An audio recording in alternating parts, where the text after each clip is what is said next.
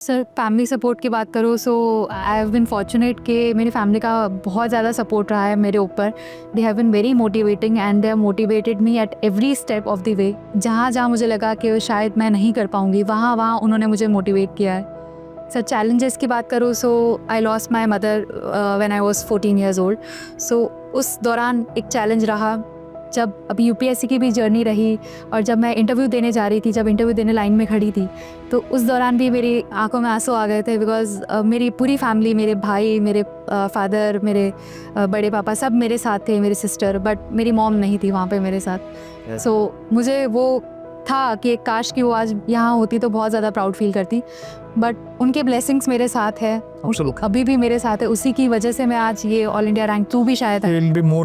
But एक चीज़ है sir, इन सब के बीच में मेरे फादर का इतना स्ट्रॉन्ग सपोर्ट रहा है मेरे ऊपर बिकॉज उन्होंने घर संभालना हो या मेरा छोटा भाई है, वो सब उन्होंने देखा। उन्होंने बस मुझे इतना कहा कि बेटा तू जा अपना ड्रीम अचीव कर, बाकी सबकी चिंता तो छोड़ दे। Hello everyone. So with us today is Harshita Goyal, All India Rank 2 of CSE 2024. Congratulations Harshita. Thank you sir. You deserve it. So कैसा लग रहा है? सर पहले तो बिलीव ही नहीं हो रहा है, बहुत ही ज़्यादा अनबिलीवेबल फीलिंग है कि ऑल इंडिया रैंक 2 आया है बिकॉज मैंने कभी सोचा नहीं था कि ये रैंक आएगा। एंड ज़्यादा खुश मैं इसलिए हूँ बिकॉज मैंने अपनी फैमिली को प्राउड फील करवाया है, मेरे पेरेंट्स को, मेरी मम्मा जो आज मेरे साथ यहाँ नहीं है बट उनकी ब्लेसिंग्स मेरे साथ है। सो मेरे पूरे परिवार को मैंने प्राउड फील करवाया है, उस वजह से मैं बहुत ज़्यादा खुश हूँ सर। बहुत बढ़िया। वैसे if you look at your journey, yes this is your third attempt right? तीसरा अटेम्प्ट है, मतलब 3 साल का रेगरस प्रिपरेशन राइट? यस। तो can we walk through it, थोड़ा सा देखें कैसा था पास्ट? या चलिए। सर मैंने अपना चार्टर्ड अकाउंटेंसी कंप्लीट किया 2021 में। उसके बाद मेरे फादर ने पहले तो मुझे मोटिवेट किया that you should try for civil services.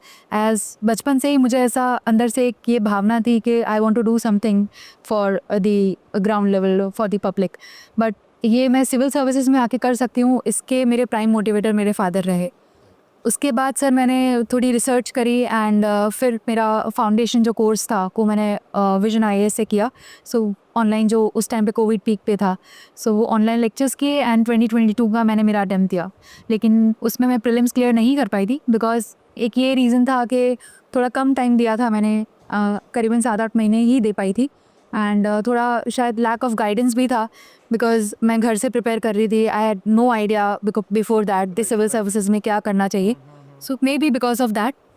After that sir second attempt के पहले there is a government autonomous institute, Gujarat government's SPIPA which is called Sardar Patel institute of public administration. So उसकी एंट्रेंस क्रैक करी and then I went to Ahmedabad. फिर वहाँ से मैंने prepare किया, वहाँ पे स्टूडेंट्स का एक पीयर ग्रुप बना जहाँ जिनके साथ डिस्कशंस किए, और it is like a mini Delhi जहाँ मुझे दिल्ली जाने की जरूरत नहीं। राजेंद्र नगर छोटा सा यहाँ पे भी बना हुआ है, वहाँ पे वो एक इकोसिस्टम मिला मुझे, तो वहाँ मैंने प्रिपेयर किया। पर सेकेंड अटेम्प्ट में मैंने ये गलती करी कि मैंने सी सेट को थोड़ा इतनी रिस्पेक्ट नहीं दी क्वांट को सो उस वजह से मैं कुछ नंबर से सी सेट में रह गई, जीएस मेरा हो गया। अच्छा प्रीलिम्स में? यस। तो सेकंड अटेम्प्ट में भी प्रीलिम्स नहीं हो पाया। ठीक है। फिर थर्ड अटेम्प्ट में जो गलतियां मैंने करी थी, तो सी सेट में जो पॉइंट मेरा थोड़ा सा वीक है उस पर ज़्यादा फोकस किया मैंने। साथ ही साथ करंट अफेयर्स के लिए मैंने वाजीराम की भी जो पावर अप टेस्ट सीरीज़ है वो मैंने ली थी, तो उसके साथ प्रिपेयर करके मेरा फॉर्चुनेटली प्रीलिम्स क्लियर हो गया। एंड उसके बाद मेंस के लिए भी मैंने आंसर राइटिंग में ज़्यादा फोकस किया, तो उसमें with particular focus on the PYQs because PYQs help a lot. तो उसमें I focused on past 5 years PYQs, वो डिलीजेंटली सारे के सारे PYQs मैंने अच्छे से किए, उसके आंसर्स लिखे। साथ ही साथ सर टेस्ट सीरीज़ की बात करूँ तो अहमदाबाद का एक इंस्टीट्यूट है सिम्बायोसिस IAS, उनकी टेस्ट सीरीज़ मैंने करी थी। साथ में PW ओनली IAS के जो श्रीजन प्रोग्राम था उनकी टेस्ट सीरीज़ करी। जितने आंसर्स लिखे उतने मेरे आंसर्स रिफाइन होते गए और मेरा कॉन्फिडेंस भी बढ़ता गया। शुरू में लगता था कि आंसर्स कंप्लीट नहीं होंगे जो हमें 7-7.5 मिनट के अंदर करना होता है, बट धीरे धीरे वो कॉन्फिडेंस आने लगा एंड फॉर्चुनेटली मेंस भी क्लियर होगा। इसमें सर एक चैलेंज मेरा ये आया था कि मेंस के जस्ट 1 वीक पहले मुझे टाइफाइड हो गया था, सो उस दौरान वो काफ़ी थोड़ा डिफिकल्ट फेज। सही से दिया था अहमदाबाद से?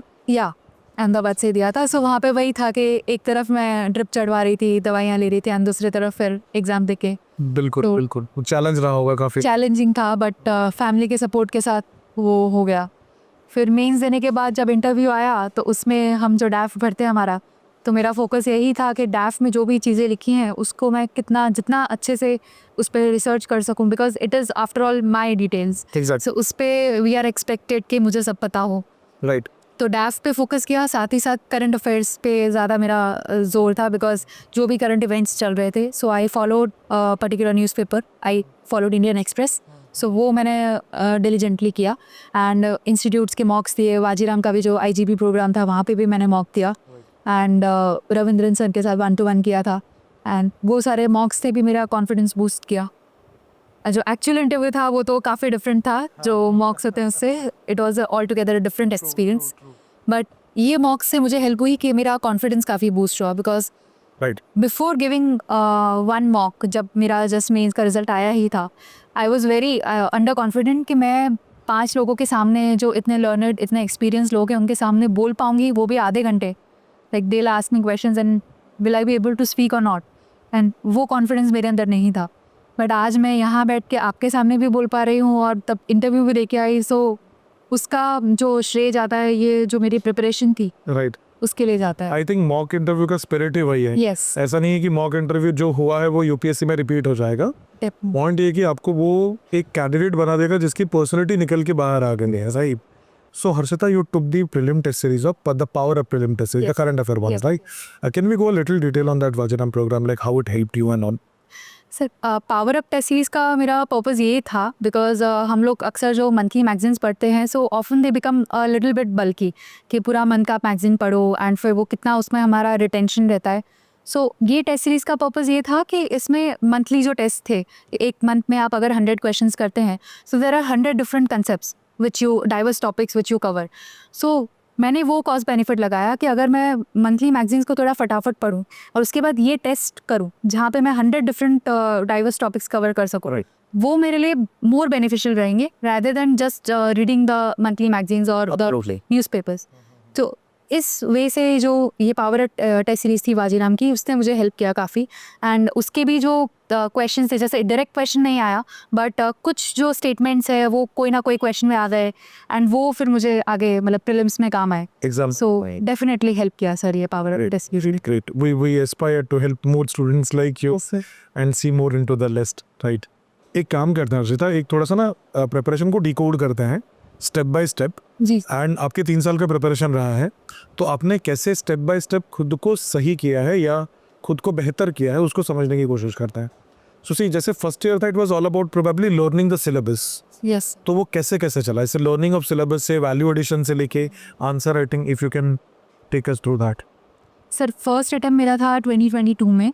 तो जब जैसे ही मैंने मेरा चार्टर्ड अकाउंटेंसी कंप्लीट किया था, उसके बाद विजन IAS का मैंने फाउंडेशन कोर्स ज्वाइन किया था एंड वो क्लासेस करके फिर जितने भी मेरे कंसेप्चुअल क्लैरिटी है वो नोट्स प्रिपेयर करके and then I appeared for my first attempt. लेकिन उसमें मेरा प्रीलिम्स क्लियर नहीं हो पाया था, बिकॉज आई फील कि थोड़ा वो लैक ऑफ गाइडेंस था, because I was preparing from my home only.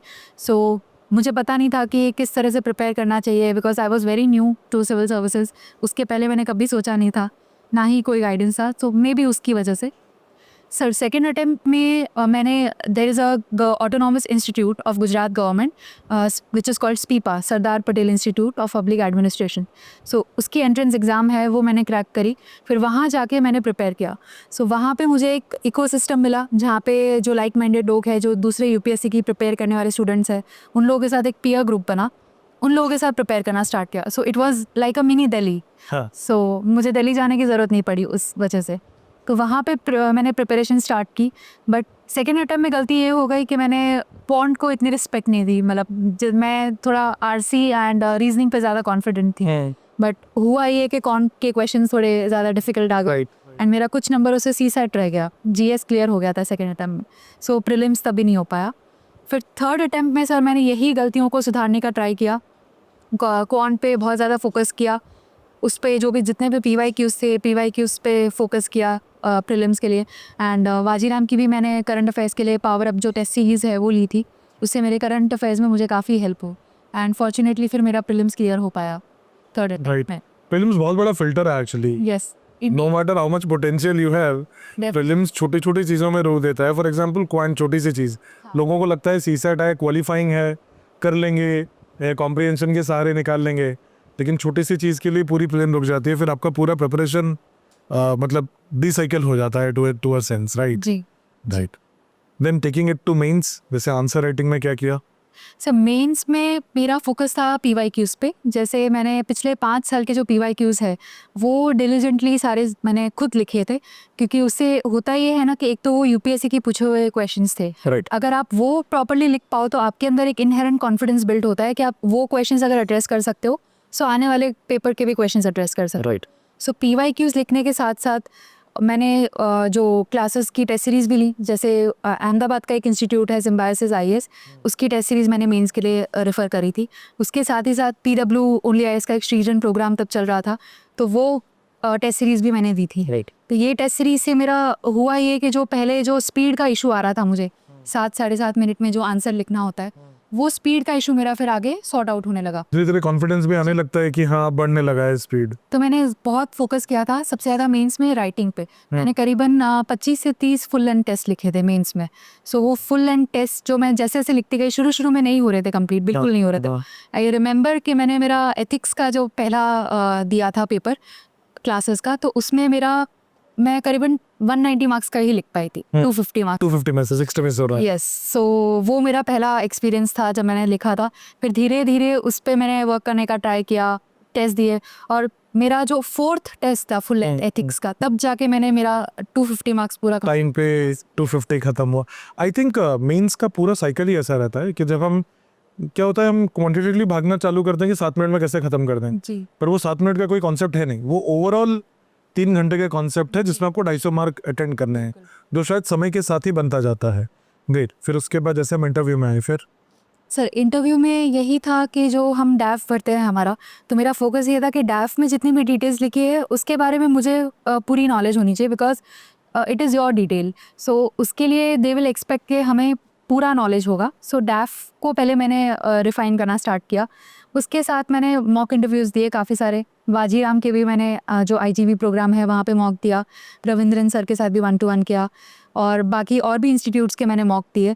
उससे ये हुआ ये कि मेरा जो कॉन्फिडेंस है वो काफ़ी बूस्टअप हुआ. राइट. क्योंकि जब रिज़ल्ट आया था मेंस का, तब मैं बहुत ज़्यादा अंडर कॉन्फिडेंट थी कि मैं क्या इतने एक्सपीरियंस पैनल मेंबर्स के सामने बोल पाऊँगी या नहीं बोल पाऊँगी, बिकॉज आई नेवर थॉट कि मैं ये कर पाऊँगी. और जैसे जैसे मॉक्स दिए वैसे वैसे खुद पे भरोसा आने लगा कि यस, ये कैपेबिलिटी भी मेरे अंदर है और मैं ये चीज़ कर सकती हूँ. तो the mock interviews helped greatly, sir. I think mock का intention ही वही रहता है, they pull out the best of you. Yes. And then you start working on those lacunas. That is what mock are supposed for. Great. So I see a full circle, like in 3 years you have worked on each of the part, एक एक हिस्से पे तोड़ के वो काम किया है. Especially the mains part, the PYQ part. PYQs are, I think, the foundation of preparation, right? Yes. So what do you suggest to people? How should they look at PYQ? जैसे जो बच्चे अभी नेक्स्ट ईयर प्रीलिम्स के लिए देख रहे हैं, तो प्रीलिम्स तो जनवरी से शुरू करेंगे प्रिपेयर करना, या दिसंबर से शुरू करेंगे, लेकिन मेंस जो है वो अभी से प्रिपेयर करना होगा. और अगर पिछले 5 या 10 या 12 साल के PYQs करने हैं, जितने भी आप कर पाए, शायद जून से दिसंबर वो सही समय है, राइट? जी. तो कैसे करें उस पर, आपने कैसे किया? सर मेरा ये फोकस था कि जितने भी 5 साल के PYQs थे, तो उसमें हमारे पास काफ़ी टॉपर्स की आंसर कॉपीज़ भी अवेलेबल हो जाती हैं, जिससे हमें वो एक आंसर पैटर्न पता चलती है कि हमें कैसे स्टार्ट करना है हमारा आंसर. जो हम बोलते हैं कि इंट्रोडक्शन होना चाहिए, और हमारे आंसर में हम 3-4 जो डाइवर्स की एरियाज़ है वो कवर करने का ट्राई करें, ताकि हमारा आंसर बहुत नैरो ना हो और एक ब्रॉड विजन हम हमारा दे पाए उस आंसर में. साथ ही साथ सर एग्जाम्पल्स पे फोकस होना चाहिए. Right. जितने हम एग्जाम्पल्स देंगे PYQs में, और मेरा पर्सनल ये फोकस रहता था कि अगर सपोज मुझे कोई भी डेटा मेंशन करना है कि 2001 में ये था सो एंड आज ये है, सो वहाँ पे मैं ट्राई करती थी कि एक छोटा सा ग्राफ बना दूँ, कि ग्राफ से मैं शो करती थी कि ये ट्रेंड है. सो ताकि रीडेबिलिटी बढ़ जाए काफ़ी ज़्यादा. तो वो एक था, it acted like an icing on a cake, कि जहाँ पे वो मेरा आंसर दूसरे स्टूडेंट्स के आंसर से थोड़ा डिफरेंट हो सकता है. तो PYQs में यही था कि मैं सर PYQs जो भी मैं सब्जेक्ट कर रही हूँ, Right. तो उसमें वो टॉपिक के जो PYQs है हमें सेग्रीगेटेड फॉर्म में मिल जाते हैं आराम से. तो वो टॉपिक्स पहले मैं कवर करने का ट्राई करती थी. फिर उसके जो हमारे पास सोर्सेज अवेलेबल है, जो PYQ सॉल्व PYQs होते हैं, उसको रेफर करके थोड़ा अपने आंसर में जो कीवर्ड्स डालने की कोशिश करते हैं. तो वैसे वैसे धीरे धीरे वो कीवर्ड्स जो एक्सपेक्टेड हैं वो आने लगे आंसर्स में, आंसर्स थोड़े और रिफाइन होने लगे। पहले मेरे आंसर्स बहुत लंबे स्टेटमेंट्स में होते थे, फिर पता चला कि नहीं, वर्ड लिमिट भी हमें फॉलो करनी है। Right. तो उसमें फिर वो जो पॉइंट्स में जो आंसर्स लिखने हैं तो पॉइंटर्स में आने लगे धीरे धीरे। वो हेल्प हुई मेरे PYQs की वजह से सर। राइट मतलब एक और चीज़ भी होती है कि PYQ आपको वो इंपॉर्टेंट टॉपिक्स बता देते हैं कि यार Yes. ये तो बार बार आने ही हैं, तो इन पे अच्छे से प्रिपेयर किया जाए। Right great. अच्छा, let's come to some things that people don't generally discuss, which is civil service जो है एक लंबी जर्नी है। राइट जैसे आपको 3 साल लगे, तीन अटेम्प्ट लगे। अब सालों में तो उसको पता नहीं हम कितने ऑन एंड ऑफ रहते हैं, लेकिन ऑन एंड ऑफ हम रहते हैं। मतलब कभी हम मोटिवेटेड होता है, कभी थोड़ा सा डिमोटिवेशन आ जाता है। How did you dealt with it? कैसे? आपके भी तो आएंगे सिनोसाइडल ग्राफ, कभी सुपर मोटिवेटेड, कभी थोड़ा सा demotivated. So tell us something like how it happened, how you tackled it, how you came out of it. Sir UPSC is a long journey, तो वहाँ पे सेल्फ डाउट होना is very normal. मुझे भी काफ़ी इंस्टेंसेस पे ऐसा होता था कि क्या मैं ये कर पाऊँगी या नहीं कर पाऊँगी, बिकॉज 2 कंटिन्यूस सेटबैक्स, 2 अटेम्प्ट्स में, पिछले 2 अटेम्प्ट में प्रीलिम्स ना हो पाना। सो उस वजह से काफ़ी बार ऐसा होता था कि शायद मुझे जॉब स्टार्ट करनी चाहिए या शायद मुझे प्लान B सोचना चाहिए। राइट। बट उस मोमेंट पे फिर मुझे ये याद आता था कि मैंने सिविल सर्विसेज में आने का फ़ैसला क्यों किया, बिकॉज मुझे जो मेरा गोल है, जो मुझे सर्व करना है लोगों को, और जो मेरे फादर का, मेरी मम्मा का ड्रीम है, तो वो फुलफ़िल करना है, वो मुझे याद आता था। उस वजह से फिर मैं आगे बढ़ती थी। चैलेंजेस की बात करूँ सर, तो मेरी मेंस की एग्ज़ाम की जस्ट 1 वीक पहले ही मैं टाइफॉइड की वजह से बीमार पड़ गई थी। सो वो एक हफ्ते पहले बीमार होना, और आपका फर्स्ट मेंस है, सो एक एडेड प्रेशर है। बहुत ज़्यादा। सो उसमें भी जो फैमिली का सपोर्ट था वो बहुत स्ट्रॉन्ग था, और मेरे फ्रेंड्स का सपोर्ट बहुत स्ट्रॉन्ग था, और वो इनर विल पावर के हार नहीं माननी है। सो वो विल पावर ने आगे आने का, मतलब जस्ट आगे बढ़ते रहने का जो था एक हौसला, वो थी। वो स्पिरिट हमेशा रहा। राइट। अच्छा Arshita, let's talk about something else. For example social media. Yes. So it's like a necessary evil sometime, more necessary more evil kind of thing. Right. So कभी कभी लगता है कि हाँ यहाँ से अपडेशन बहुत ज़्यादा मिल रहा है, but at the same time consuming है, थोड़ा सा डेविएशन भी आ जाता है। How did you take care of it? Sir I am a person who can not keep myself very isolated. जैसे काफ़ी स्टूडेंट्स का मैंने ऐसे सुना है कि फ़ोन आप बंद कर दिया साल Yes. के लिए। हाँ। सो मेरा ऐसा था सर कि मैं एक बैलेंस रखने का ट्राई करती थी। जैसे जब मैं पढ़ाई कर रही हूँ तब ये होता था कि कोई डिस्ट्रैक्शन नहीं होना चाहिए, तब मैं अपना 100% पढ़ाई को दे पाऊँ। आपको at the end of the day खुद को सेटिस्फैक्शन फील होना चाहिए कि आपने जितने भी आवर्स पढ़ा, because it is not the quantity कि आप 12 घंटे पढ़ रहे हो या 16 घंटे पढ़ रहे हो। Right. आप 8 घंटे पढ़ो, पर वो 8 घंटे ऐसा पढ़ो कि आपको लगे कि हाँ मैंने 8 घंटे में पूरा जस्टिस दिया। तो मेरा वो फोकस रहता था। लेकिन जब मुझे ऐसा लगता था कि मुझसे पढ़ाई नहीं हो रही है, मुझे ब्रेक की ज़रूरत है, तब मैं अपने आप को प्रेशराइज़ नहीं करती थी। तो तब मैं वो ब्रेक लेके फिर जो सोशल मीडिया यूज़ करना है तो सोशल मीडिया यूज़ करती थी, एंड अदर एक्टिविटीज़ करती So थी। you were flexible कि ठीक है, Yes. this is a part of life, we have to accept it. And in fact social media help me in a positive manner as well, because मैंने काफ़ी सारे ऐसे pages वगैरह फॉलो कर रखे थे जो नॉलेजेबल, जो फैक्ट्स एंड ये सब जो होते हैं। सो सोशल मीडिया से मुझे प्रीलिम्स में भी आई थिंक हेल्प हुआ था, जहाँ पे one of the MCQs they ask something, and जो पेरिफेरल नॉलेज जो हमारा होता है, तो वो कहीं ना कहीं मैंने सोशल मीडिया पे, कहीं इंस्टाग्राम पे कुछ पढ़ा होगा, देखा होगा तो वहाँ से वो क्लिक हो गया। एंड फॉर्चुनेटली वो सही हो गया। Right. So it can be used in a positive manner, but one should know कि कहाँ पे वो लाइन ड्रॉ करनी है। It should not negatively affect you कि जहाँ पे आप पूरे दिन सोशल मीडिया पे ही हैं और आप पढ़ाई नहीं कर रहे हैं, आपकी पढ़ाई सैक्रिफाइस हो रही है, ये नहीं होना चाहिए। आई थिंक वो सबसे बड़ी दिक्कत है कि वो फाइन लाइन ड्रॉ नहीं हो पाती है। तो when we are into it, we are into it. Because आज जो डिजिटल ज़माना हो रहा है, हम चैट GPT की बात कर रहे हैं। इनफैक्ट चैट GPT मैं बताऊँ, मेरी इंटरव्यू की जो प्रिपरेशन थी वो आधी से ज़्यादा मेरी चैट GPT की मदद से हुई है। अच्छा। बिकॉज आई वॉज लाइक कि मैं चैट GPT को सामने खोल के बैठ जाती थी, and I use to ask questions, या I use to tell chat GPT के so and so topic या so and so thing, you ask me questions or what are the probable questions which can be asked in an UPSC interview, Right. and उसी से answers पूछती थी। so it helped me a lot. So you Right. can use it in a positive manner. You should know how to. Provided how to use it. I mean, it should become a means, not the ends of your happiness. Great. Acha, Harshita, let's take it ahead to some more things. Like when we talk about a daily schedule or a routine, you said कि it is not quantity. Yes. It is not exactly आप कितने घंटे बैठे हो. It is the satisfaction.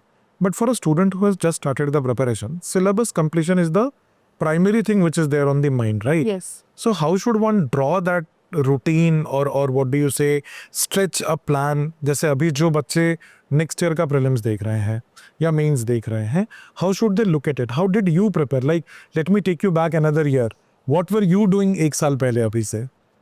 Sir उसमें when the syllabus is so vast तो उसमें आपको डेफिनेटली कुछ डेडिकेटेड आवर्स तो देने ही पड़ते हैं. सो उसमें आपको because it is a subjective thing, वो स्टूडेंट टू स्टूडेंट डिफर करता है. For one student it can be कि मुझे कंटिन्यूस 12 घंटे डेली देने हैं तभी मैं कर पाऊँगा, बिकॉज मुझे एक चीज़ को 3 बार पढ़ना पड़ेगा या 5 बार पढ़ना पड़ेगा. या एक स्टूडेंट के लिए होगा कि मुझे ज़्यादा राइटिंग से याद रहती हैं चीज़ें, तो वो राइटिंग ज़्यादा करे. मेरे लिए ऐसा था कि मैं डिस्कशंस से मुझे ज़्यादा चीज़ें कंसेप्चुअल क्लैरिटी आती थी. सो मैं मेरे फ्रेंड्स के साथ डिस्कशन पे ज़्यादा टाइम देने की कोशिश करती थी. तो जैसे भी कंसेप्चुअल क्लैरिटी आए, फोकस ये होना चाहिए कि आप जो भी पढ़ रहे हैं उसमें आपके कंसेप्ट्स क्लियर होने चाहिए. बिकॉज आप अगर मगअप करने की कोशिश करेंगे तो आपको वो टाइमिंग के लिए याद रहेगा, बट आप ये 1 महीने के एग्जाम है नहीं. आपको इसमें लॉन्ग टर्म याद रखना है. जो प्रीलिम्स का बेस बनेगा वो आपको मेंस में भी काम आएगा, कहीं ना कहीं इंटरव्यू में भी काम आएगा. बिल्कुल. सो जितने आपके कंसेप्ट्स क्लियर रहेंगे उतना ही आपको आगे इट्स एन इंटीग्रेटेड प्रिपरेशन. ऐसा नहीं है कि साइलोज में पड़े हुए हैं कि पहले प्रीलिम देख लेता हूँ, मेंस देख लूंगा, इंटरव्यू देख लूंगा. तो कॉन्सेप्ट जो बनेगा वो सबका बिल्डिंग ब्लॉक है, right? Yes. Right. Then you started working on discussion and on. Then so discussions थे एंड उसके साथ साथ जैसे जैसे जो बेसिक बुक्स हम पढ़ते हैं जो every aspirant has to read, so वो बेसिक्स बुक्स कवर किए. फिर उसके शॉर्ट नोट्स बनाने का ट्राई किया कि जहाँ पे लगता है कि ये चीज़ बल्कि है तो वहाँ पे अगर मैं साइड में, मेरी ये हैबिट थी कि मैं बुक के अंदर ही साइड में शॉर्ट में एक पैराग्राफ को समराइज़ कर देती थी या फिर हाईलाइट कर लिया अगर मुझे अलग से नोट्स नहीं बनाने हैं, सो वो करती थी. और काफ़ी सारे सोर्सेज अवेलेबल है, जैसे मैं PW के जो उड़ान के बुकलेट्स है वो भी रेफ़र किया करती थी हिस्ट्री जैसे सब्जेक्ट्स में जहाँ पे मुझे ज़्यादा टाइम ना देना हो. स्पेक्ट्रम है, तो ये सारे सोर्सेज काफ़ी अच्छे सोर्सेज हैं. आप उनको 4-5 बार पढ़ेंगे तो वो बेटर रहेगा rather than running around multiple sources. Right. So मेरा ये था कि एक सोर्स को पकड़ो which is comfortable for me, चाहे आपके लिए वो स्पेक्ट्रम हो या चाहे कोई और सोर्स हो, बट उसको आप बहुत अच्छे से करिए. और उसमें ऐसा होना चाहिए कि वो बुक अगर आप रात को भी कोई उठा के पूछ रहा हो तो आपको उसका आंसर आना चाहिए. मतलब ऐसा मेरी मम्मा कहा करती थी कि आपके कंसेप्ट्स इतने क्लियर होने चाहिए. आई think it is more about revision. हम जितनी बार उसको देखें उतनी बार वो कॉन्फिडेंस आता है कि हाँ मुझे ये चीज़ पता है. It is not about what we are reading. More than that quality एक बार असरटेन हो गई तो फिर it is the definitely number of revision we do on that, right? Because आपका क्वालिटी क्लियर होगा तो आप उसको फिर अप्लाई कर पाएंगे, because then comes the application part. It is not just in silos as you mention, because एक concept है आप उसको अप्लाई करेंगे दूसरी जगह, so it becomes a matter of application. Even हम यूपीएससी के क्वेश्चन अगर 2017 के बाद भी देखें तो बहुत ज़्यादा एप्लीकेशन बेस्ड क्वेश्चन आने लगे हैं. तो रोट मेमोराइजेशन से तो वैसे भी कुछ नहीं होने वाला है. राइट. सो थोड़ा सा यूटिलिटी ऑफ न्यूज़पेपर देखते हैं. Like you said you were reading Indian express. Yes. So how did you read it और how did you applied the knowledge from express, I mean Indian express, in your answer writing? Sir Indian express का मेरा purpose ये था कि मैं जो भी current events है उससे अपडेटेड रहूँगी. मैं इंडियन एक्सप्रेस या कोई भी न्यूज़पेपर ऐसे नहीं पढ़ती थी कि मुझे उससे नोट्स बनाना है. मैं जस्ट उसको एक पैसिव रीडिंग की तरह पढ़ती थी कि जैसे दिन की शुरुआत होती है, सो उसमें एक वार्म अप एक्सरसाइज की तरह एक काम करता था. कि शुरू के जो 1.5-2 घंटे है मैं न्यूज़पेपर अच्छे से पढ़ूंगी, जो भी आर्टिकल्स इंपॉर्टेंट है for UPSC point of view. जैसे पॉलिटिकल आर्टिकल्स हमारे लिए इतने रेलेवेंट नहीं होते during the time of preparation. So एक न्यूज़पेपर अच्छे से पढ़ के and then I used to start my day. So gradually ये होता था कि जैसे जैसे हम डेली न्यूज़पेपर पढ़ते हैं और उसके बाद फिर जब हम करंट अफेयर्स पढ़ने बैठते हैं, कोई भी हम मैगजीन फॉलो करते हैं या कोई, तो जो हमारी वो पढ़ी हुई चीज़ें सबकॉन्शियस माइंड में कहीं ना कहीं वो स्टोर होती है. राइट. और जब हम हमारी करंट अफेयर्स का रिवीजन करते हैं तो वो चीज़ें फिर हमारे दिमाग में और रीइंफोर्स हो जाती है, तो वैसे वो चीज़ें याद रहती है. वो सब्सटेंशिएशन में भी हेल्प करता है कि करंट अपडेट्स आपके दिमाग में बने पड़े हैं उन चीज़ों को. Instead of reading the newspaper from the point of view of making notes, one can focus on just reading to get to know what is going on in the world और India. So उससे आपका just एक inherent जो knowledge है वो build होगा. Just वो purpose से आप पढ़ेंगे तो आपको शायद, मुझे वो पर्सनली ज़्यादा बेनिफिट किया. अच्छा, एक और चीज़ बताइए, जब हम बोलते हैं कि सिलेबस याद होना चाहिए, जी कितना ज़रूरी है? सर ऑनेस्टली बताओ तो आज अभी तक मुझे सिलेबस याद नहीं हुआ है. मैं वही चाहता था एक्चुअली, क्योंकि सब बोलते हैं कि सिलेबस एकदम रटा होना चाहिए, आपको 1 2 3 4 का आपका सिलेबस आना चाहिए. तो sir it might work for some students, I am not denying that, but आप मुझे पूछेंगे तो आज मुझे भी वो सिलेबस अभी तक याद नहीं है. सो मेरा यही फोकस रहता था कि हाँ सिलेबस रेफर करते थे, जो भी टॉपिक्स है वो सारे कवर हो जाने चाहिए हमारे. वैसे भी वो इंडिकेटेड सिलेबस है, कोई एग्जॉस्टिव सिलेबस तो है नहीं. Yes, because UPSC में it is often said that anything can be asked under the sun. So, Exactly. मुझे आज तक अभी याद नहीं हुआ UPSC का syllabus. So nobody, we have some truth coming out. Okay, let's bust another myth. What about NCRTs? Sir NCRTs are necessary because जब आप अपनी प्रिपरेशन स्टार्ट ही कर रहे हैं when you don't know anything about what the syllabus is all about, so NCRTs आपको एक base provide करते हैं for further studies. That is for non-humanity student. Yes If you're a humanity student already, जो political science या history कर रहा है या economics कर रहा है, उसके लिए NCRT कितना मीन करता है? Sir I came from commerce background, so मेरे लिए तो था ही कि Obviously, I come from engineering background. मेरे लिए भी वही important था. But what happens with NCRT and why I asked you this question is, we consume a good amount of time reading books which may not be of great help. What happens is NCRT definitely, like geography is there, economics is there, history is there. It is important. But the moment we say NCRT, the first confusion is कौन से class की NCRT, जी कौन से edition you की have NCRT. To be selective on that. That is what I wanted to know. कुछ सब्जेक्ट्स है जहाँ पे 11-12 की जो NCRTs है दे सफाइस. कहीं पे है कि आप क्लास 6 में पढ़ना अगर स्टार्ट भी करें so it won't take more than a day. अगर आप क्लास 6 के NCRT पढ़ रहे हैं तो आप उस लेवल पे हैं कि वो आप अगर एक दिन में भी पढ़ते हैं तो आप पूरी अच्छे से पढ़ पाए. आपको बेस समझ में आ जाता है पूरा. अब वो बेस तक ही हेल्प करता है, राइट? आपको वो कॉस्ट बेनिफिट एनालिसिस पता होना चाहिए कि आपको उसमें कितना टाइम देना चाहिए और उसका कितना बेनिफिट मिलेगा. अब ज़्यादा टाइम दीजिए. 11-12 की NCRTs है उसमें ज़्यादा क्वेश्चंस भी आते हैं, प्रीलिम्स में भी काफ़ी पूछे जाते हैं. ज्योग्राफी जैसे सब्जेक्ट्स हैं और ये कल्चर है तो वो भी सारे NCRT से काफ़ी क्वेश्चंस आते हैं. सो वहाँ पे but yes NCRTs are needed क्योंकि उससे आपका एक बेस डेवलप होगा जिसमें आप फिर आगे उसका एडवांस उस पे फिर एडिशन करें. Yes. ये तो एक्सेप्टेड फैक्ट है कि NCRT are necessary but NCRT are not sufficient. yes they are not sufficient. They are not but sufficient, they are but a start. They are the building blocks, we can say, right? Right, great. So let's come to this part, interview. So कैसा रहा interview, क्या सवाल पूछे, कुछ अगर याद हो, what you replied, anything interesting? Sir, मेरा interview was more focused on the economy part and the current affairs which the events were going on. जैसे मेरा interview 7th April को था. So उस टाइम पे जो ट्रम्प ने जो टैरिफ्स लगाए थे and all those things were in the news. So उस बारे में मेरा ओपिनियन पूछा गया कि जैसे मेंबर ने पूछा कि what do you think, how can we turn towards India's advantage? So वो ओपिनियन था. फिर उस टाइम पे स्टार्टअप्स के बारे में भी काफ़ी चर्चा में थे. There was a comparison between China's and India startup. So उस बारे में मेरी राय पूछी गई कि what can we do. MSME sectors. तो ये ओपिनियन बेस्ड क्वेश्चन आंसर कैसे देंगे? सर ओपिनियन में तो ऐसा है ना कि जैसे जैसे अब मैंने जैसे न्यूज़पेपर रीडिंग जो मैंने कहा था, जो मैं पैसिव रीडिंग करती थी उसमें, तो वहाँ से मेरा जो ओपिनियन का बेस है वो फॉर्म होने लगा कि जैसे आप न्यूज़पेपर पढ़ते हैं, आप एडिटोरियल्स पढ़ते हैं, वहाँ पे आपको डाइवर्स व्यू पॉइंट्स मिलते हैं. उससे आप अपनी जो थिंकिंग है, क्रिटिकल थिंकिंग की जो हम बात करते हैं, वो वहाँ से आपकी डेवलप होती है कि एक पर्टिकुलर जो इवेंट चल रहा है उस पर लोग क्या सोच रहे हैं और उस पर फिर आप अपना ओपिनियन फॉर्म कर सकते हैं. एक 360 डिग्री समझ में आता है कि इसके अराउंड इर्द गिर्द कौन कौन से पॉइंट्स हैं और मुझे यहाँ पे क्या अप्लाई करना है, राइट? वो एप्लीकेशन पार्ट आता है. जब Application. आपके पास एक बर्ड आई व्यू होता है ऑफ डाइवर्स टॉपिक्स, तब आप वो चीज़ को अप्लाई कर सकते हैं और एक टॉपिक के ऊपर आप अपना ओपिनियन फॉर्म कर सकते हैं. Right.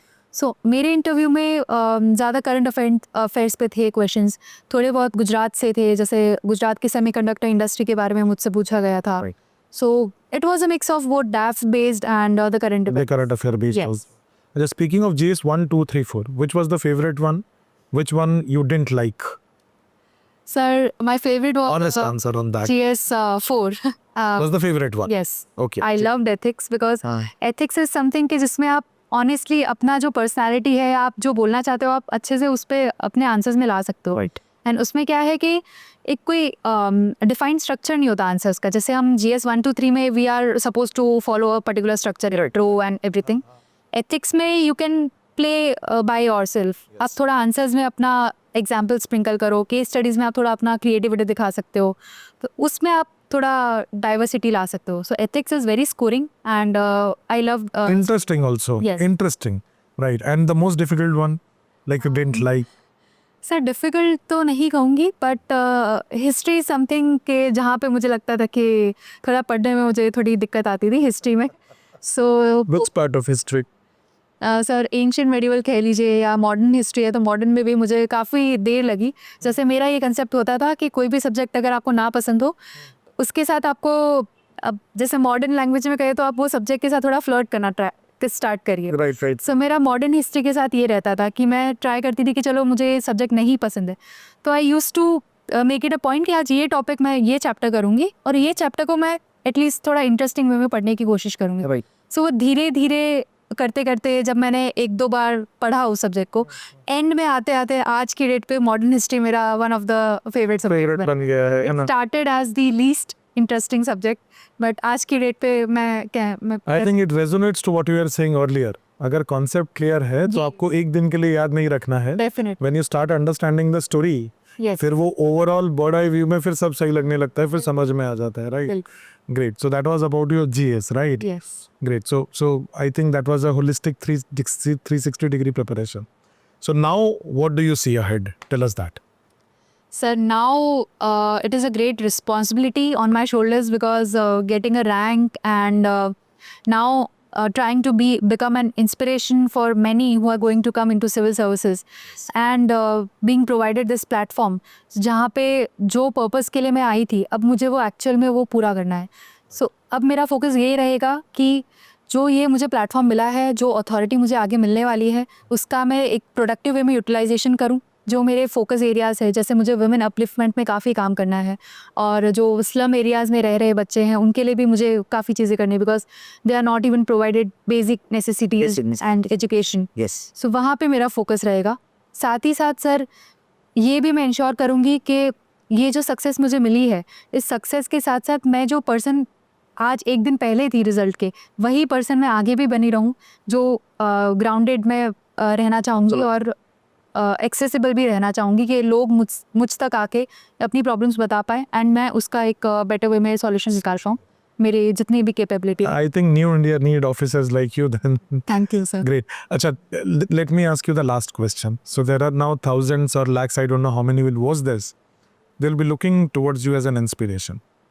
More than what they do when they come to the job, they'll be looking at you, how to qualify this exam and probably become what you are today.